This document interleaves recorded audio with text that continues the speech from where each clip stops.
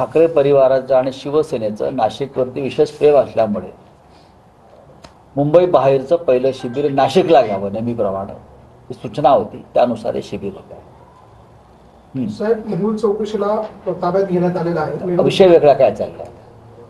तुम्ही शिबिरावरून कुठल्या तरी कोणाला तरी चौकशीला ताब्यात घेतलाय म्हणताय. हा, तर शिबिराचा विषय संपलाय तुमच्यासाठी? असीम सरोदेंचं नेमकं या असीम सरोदेंचा विषय जो आहे की असीम सरोदे हे शिवसेना परिवाराशी अनेक मधल्या काळात जोडले गेलेले आहेत. आमच्या अनेक कायदेशीर बाबीत त्यांचा सहभाग असतो. आमच्या वतीनं तुरुंगात ते खटले लढवत आहेत आणि ते एक सामाजिक कार्यकर्ते आहेतच. याशिवाय अनेक विषय असे लोकशाही वाचवण्यासंदर्भात, नागरी स्वातंत्र्यासंदर्भात त्यांच्या भूमिका या परखड आहेत.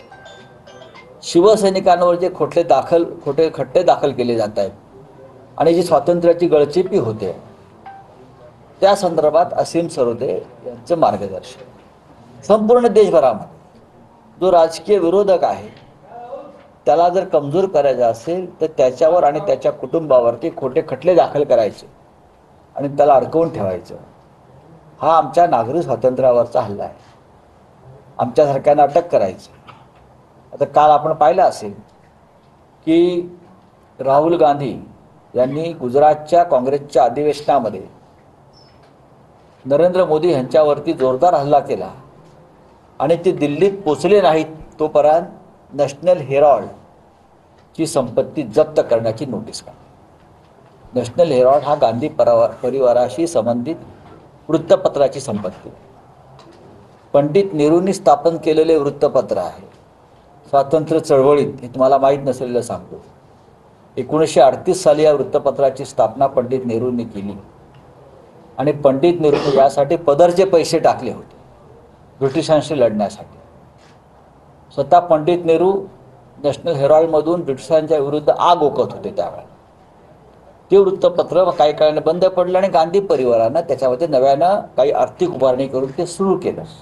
पण मनी लॉन्ड्रिंगच्या माध्यमातून पैसे आले असं दाखवून हे वृत्तपत्र त्यांनी ताब्यात घेतलं नरेंद्र मोदी.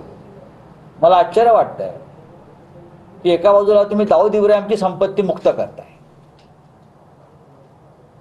एका बाजूला हे सरकार मोदींचं दाऊद इब्राहिमची संपत्तीला क्लीन चिट देत आहे. प्रफुल्ल पटेल आज जे भारतीय जनता पक्षाबरोबर गेलेले आहेत, शरद पवारांचे एकेकाळचे राईट हँड मॅन, त्यांची संपत्ती ही ईडीने जप्त केली होती. का? तर ती संपत्ती, त्या संपत्तीचा व्यवहार दाऊद, बॉम्बस्फोटातला मुंबईतला आरोपी दाऊद इब्राहिम, त्याचा हस्तक इक्बाल मिर्ची, या दोघातल्या व्यवहारातून ती संपत्ती निर्माण झाली म्हणून ईडीने ती संपत्ती जप्त केली. पण प्रफुल्ल पटेल हे भाजपमध्ये गेल्याबरोबर मोदी सरकारनं ही दाऊदची संपत्ती मुक्त केली, 1100 कोटीची. एका बाजूला तुम्ही या देशामध्ये दाऊद इब्राहिम, इक्बाल मिर्ची, बरं हे मी सांगत नाही, हे नरेंद्र मोदीने स्वतः सांगितलेलं आहे की प्रफुल्ल पटेलचे इक्बाल मिर्ची संबंध आहेत म्हणून, आणि व्यवहार केलाय त्यांनी. हे जाहीर भाषणात पटेल यांनी सांगितलेलं आहे. तुम्ही अजित पवारांची संपत्ती जप्त केली, बेनामी प्रॉपर्टी जप्त केल्या, त्यात जरंडेश्वर कारखाना सुद्धा आला, पण ते भाजप बरोबर गेले आणि संपत्ती मुक्त झाली, क्लीन चिट. पण पंडित नेहरूंच्या संपत्तीवर त्यांनी आज टाच आहे. ज्या पंडित नेहरूंनी स्वातंत्र्याच्या काळामध्ये आपलं स्वतःचं आनंद भवन सारखं राहतं घर राष्ट्राला समर्पित केलं, राष्ट्राला संपत्ती राष्ट्राला दिलं, त्यांची सगळी संपत्ती राष्ट्राला दिली, तुम्ही त्यांची संपत्ती जप्त करता आणि दाऊदची संपत्ती मुक्त. हे सुडाचं राजकारण चाललंय. त्याच्यावरती मार्गदर्शन करण्यासाठी आम्ही असीम सरोदेंना बोलवलं. असंही म्हणतात की चंद्रकांत पाटील यांनी काल म्हटलंय उद्धव ठाकरे यांच्या शिवसेनेला सत्तेत यायचंय, त्यांना घेत नाहीयेत म्हणून संजय राऊत हे सातत्यानं अमित शहावर टीका करतायत आणि अशीच परिस्थिती आली तर महापालिका निवडणुकीत त्यांना उमेदवार सुद्धा राहणार नाहीत असं चंद्रकांत पाटील म्हणतात. चंद्रकांत पाटलांनी त्याच्यावर चिंता करू नये. आमच्याकडे उमेदवार राहतील किंवा न राहतील याची चिंता करू नये. त्यांनी अमेरिकेमधल्या इंटेलिजन्स ब्युरोच्या अध्यक्षा तुळशी गेबार्ड यांनी ईव्हीएम संदर्भात जे सांगितलेलं आहे, तुळशी गेबार्ड वॉशिंग्टनमधून त्यांनी सांगितलेलं आहे की ईव्हीएमच्या माध्यमातून निकाल फिरवला जाऊ शकतो आणि ईव्हीएम हॅक होऊ शकतो, हे मी सांगत नाहीये. हे तुलसी गेबार ज्यांच्यावर मोदींचं खास प्रेम आहे आणि त्या अमेरिकेच्या इंटेलिजन्स डिपार्टमेंटच्या प्रमुख आहेत, म्हणजे फार महत्त्वाच्या पदावर आहेत.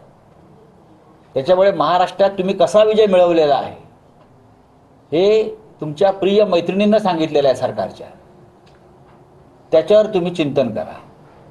आमच्या पक्षाचं काय करायचं त्यासाठी आम्ही समर्थ आहोत आणि आम्हाला अमित शहाचे पाय चाटण्याची गरज नाही. महाराष्ट्रात त्यांनी काल छत्रपती शिवाजी महाराजांचा उल्लेख एकेरी केला, शिवाजी शिवाजी शिवाजी.